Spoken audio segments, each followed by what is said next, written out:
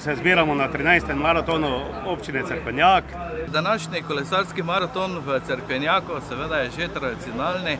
Tudi danes ob lepem vremenu se je zbralo precej kolesarjev iz naše občine in pa seveda tudi iz soseščine.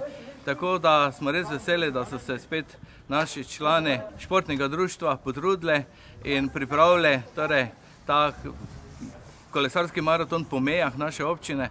V imenu športnega društva se vsem zahvaljujem, kajti organiziramo ta kolesarski maraton po mejah občine Cerkvenjak. To je 13. maraton. Hvala vsem kolesarjem, vsem, posebej pa še občini in gospodu Borku Feliksu za sodelovanje pri tej organizaciji. To je že tradicionalni 13. maraton Cerkvenjak, ki sem ga pripravil tudi jaz od vsega začetka.